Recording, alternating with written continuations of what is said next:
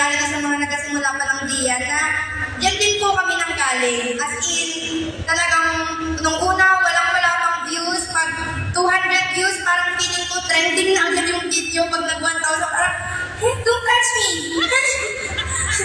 So, ganun po. And magtuloy-tuloy lang kayo. Huwag niyong isipin yung kikitain agad. So, yun naman talaga ang main goal. Hindi, huwag niyong iisipin agad. Huwag kayong tumingin sa pera agad, sa views agad.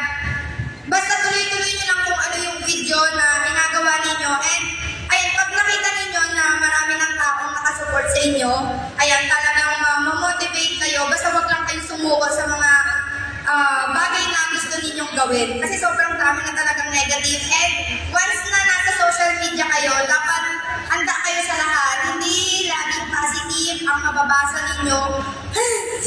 Sobrang daming negative. Talaga namang parang lahat sila manghihingasok sa buhay ninyo. And gusto ko lang din sabihin na once na may negative, huwag niyong patulan.